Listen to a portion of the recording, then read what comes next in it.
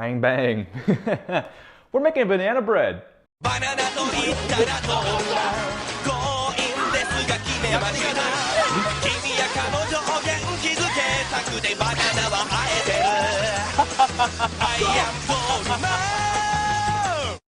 bread has to be both the most underrated dessert, I feel, and also one of my favorite desserts, and probably my favorite type of loaf-shaped cuisine, right above a baguette.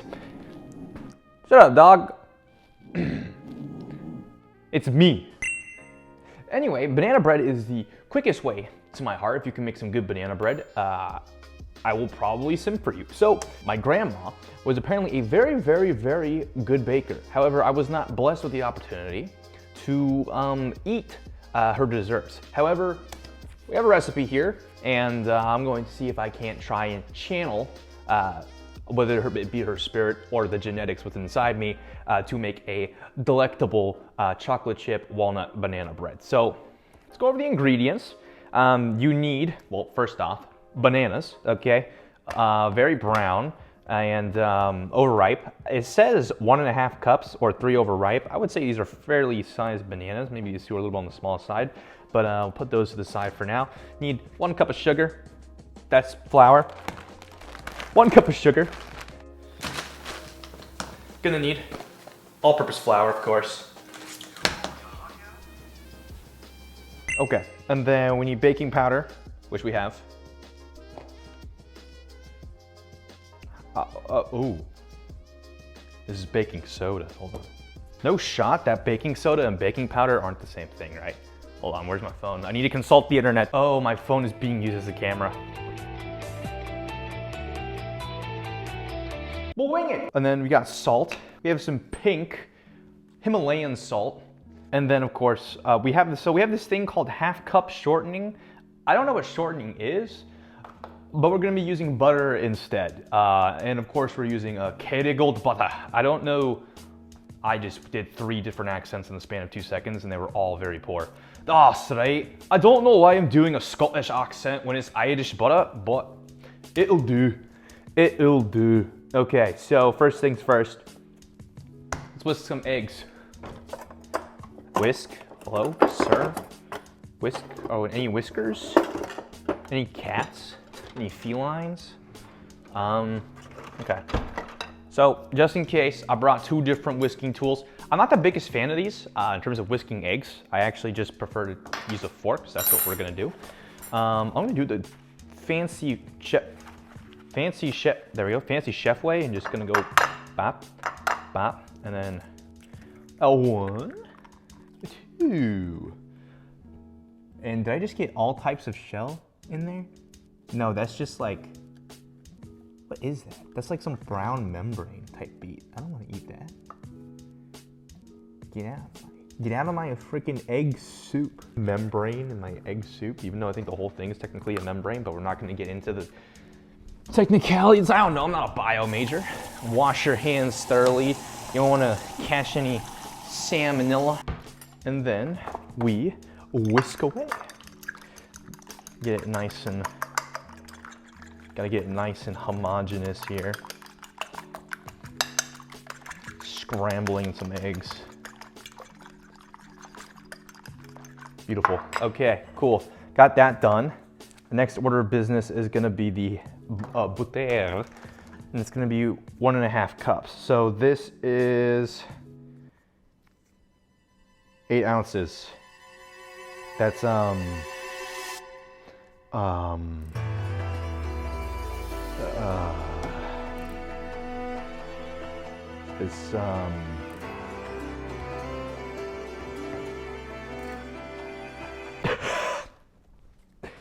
okay, so 8 tablespoons. So half a cup of shortening, 8 tablespoons. Okay, cool. Also found out baking soda and baking powder aren't the same thing. Got some baking powder now instead of baking soda. Got our eggs here. We just a dunk. Okay. And then 1 cup of sugar. Put that sucker in there. That's 1 cup of sugar. That's one cup of sugar means 1 step closer to diabetes as an elderly man. That really puts things in perspective, honestly. Okay. After that, we have our half cup of shortening. So we'll take our butter, soften it, by the way. We want softened butter or melted butter. So, knife. Helps if you have a knife to cut these things. I'm just slicing up into smaller pieces here. Flashbacks to my stir fry video where I cut things just as poorly. Okay, this is not, I mean, this is pretty softened, I would say. We'll just dunk it in there. We already got the 2 eggs, 2 cups of flour. My hands are nice and greasy. 2 cups flour. Let's see. I talked about the French Revolution last time. I wonder what I should talk about this time. I'm thinking, I watched this really cool docuseries on Netflix called Battle for Japan, Age of Samurai. And I had to say, very well done. The amount of historians, the number of white historians compared to like Japanese historians was a little bit funny to me. But c'est la vie, the docuseries is still really cool and very educational. It tells the tale of Oda Nobunaga, who was really one of the first dudes to start unifying Japan. Came from nothing, really. Nobody really liked the guy. Then again, he didn't really like anyone else, to be quite fair. He also killed a bunch of people, but honestly, who didn't kill a bunch of people back then? Okay, and then flour, right, duh. 3 cups? No shot. 2 cups, that makes more sense. Okay, that's 1 cup. That's 2 cups of flour. And then we need 3 tablespoons. Is that tablespoon or teaspoon? TSP, that's teaspoon. God, why? Americans and their tablespoons and teaspoons, man. Just use milliliters. Just use milliliters. Milliliters are just so much easier. All right, tubular. 3 teaspoons baking powder. 1, 2, 3. And a little extra just for good measure in case I messed up one of the earlier measurements because they were short on it a little bit. After which, we put 1 teaspoon of salt. Okay. I didn't know whether to use Himalayan salt or sea salt, so I just, it's pink, it's cool. They're like, oh, reminds me of that Backyardigans episode. First, and now we need to do the bananas. No, we want to do bananas last. You want to put the bananas in last. And you want to do nuts and chocolate chips. 1 cup of nuts. But anyway, going back to that Backyardigans episode, there was this one Backyardigans episode where it was like, I think Pablo was the main character, and he was just wanting to look for the perfect beach. And he comes across several different colored beaches. These are some big walnuts. We are going to have to cut those up. Where was I? Ah, right, Backyardigans. Anyway, he comes across 3 different beaches, I believe. There's like the usual, there's the white sand beach, okay? Then I think there's the black sand beach, which I believe you get black sand from obsidian or volcanic rock. I'm not gonna say obsidian, but volcanic rock breaking down over the years. So black sand beaches are pretty cool. But pink sand beaches, there is like that ladybug thing or whatever.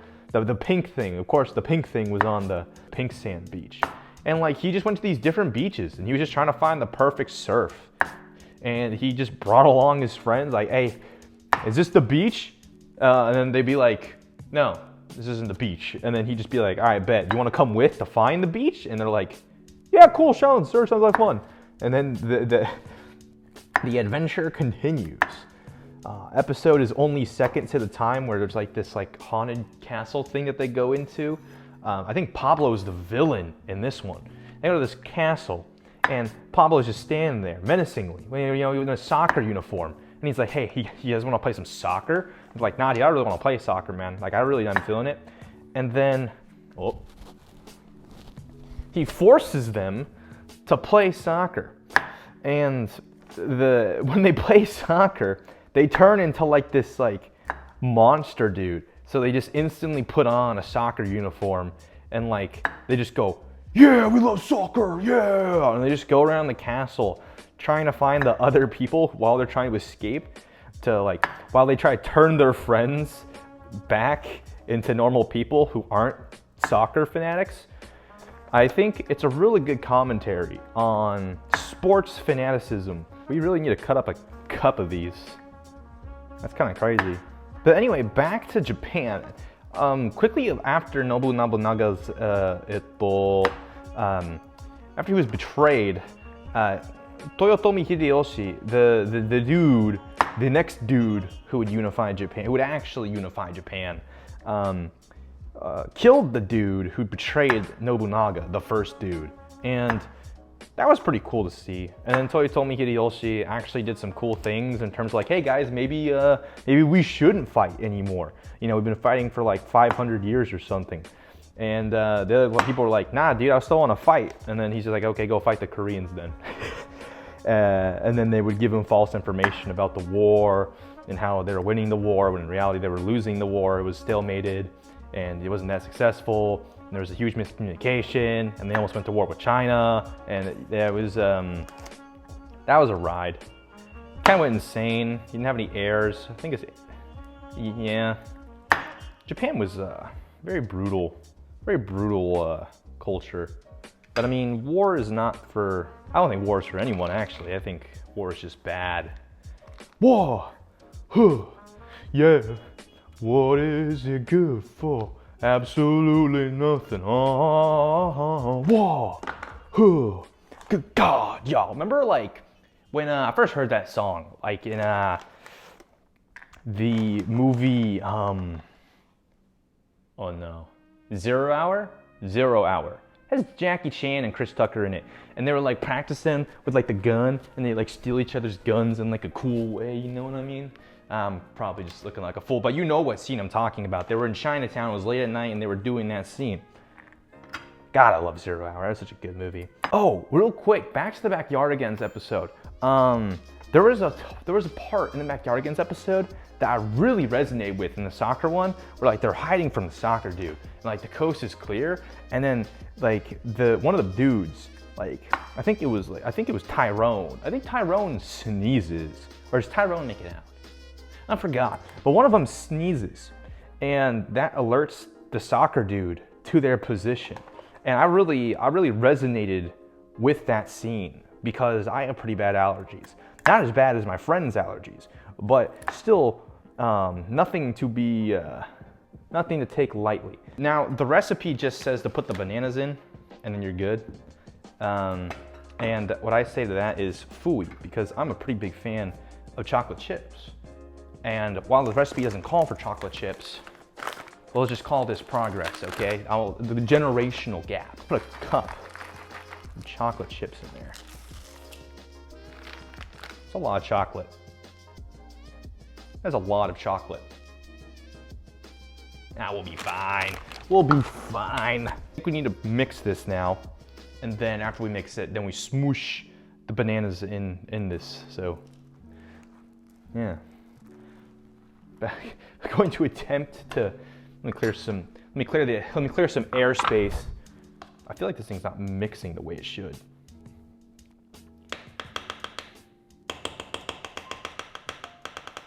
Did I mess up? I think I messed up. Don't tell me I messed up. This looks like a very dry mixture.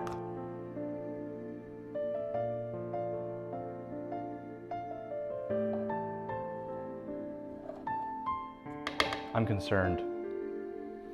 I am feeling concern. I'm starting to stress out that I didn't make this correctly, because this is not what I expected from a banana bread mixture. Uh-oh.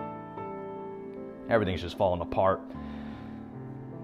Everything's just falling apart. I need to get those puppies back in.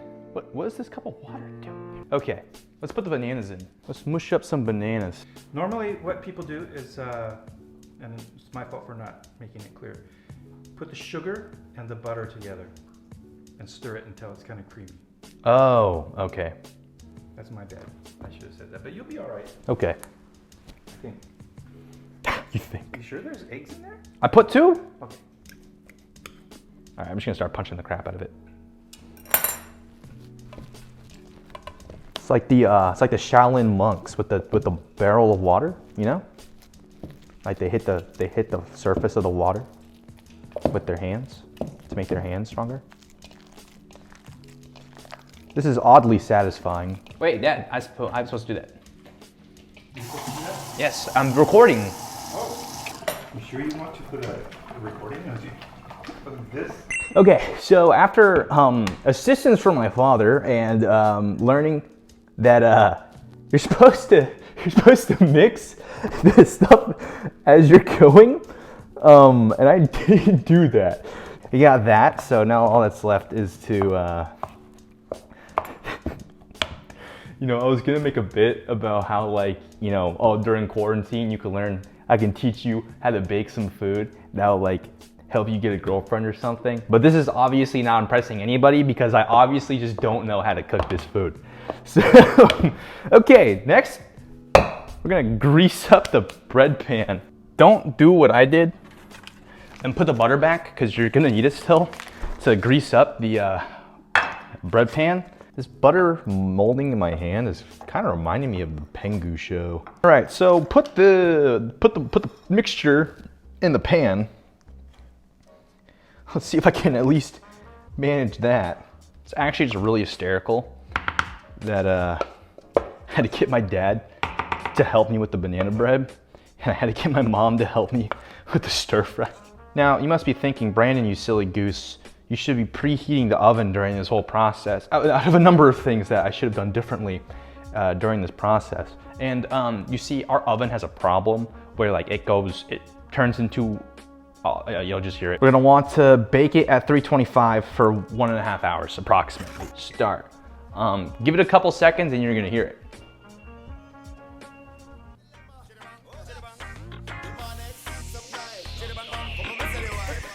On the track.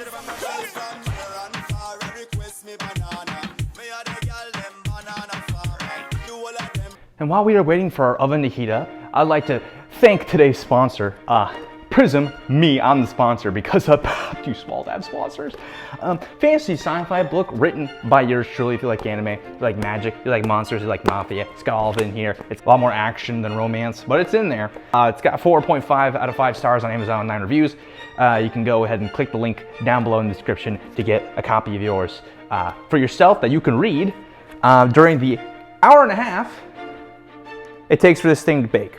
So, Prism, that's my plug.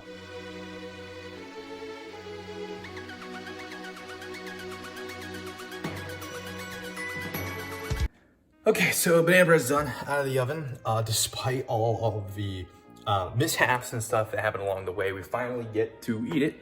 So we're just gonna do a little cross section real quick. Actually, a really nice cross section. Happens to be a little bit thicker than I thought it would actually get to be. It puffed up quite a bit. And you can see all the chocolate chunks and stuff, so looking good. Something I'm now noticing instantly, it is very crumbly. I mixed up the stirring, so I probably didn't put enough egg in it as well, because it seemed like, you know, the recipe called for 2 eggs, but I felt like it was a little bit, too little.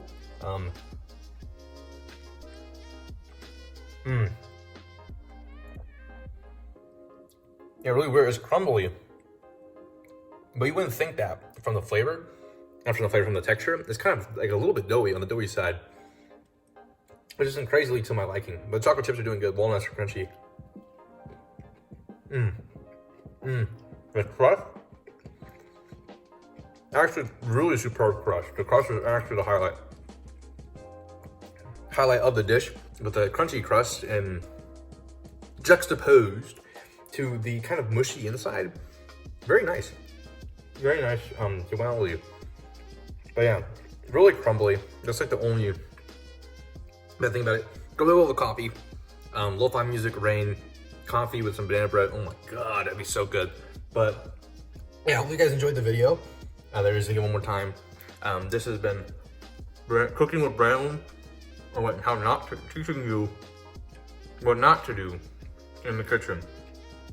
You know, I call this disasterly success.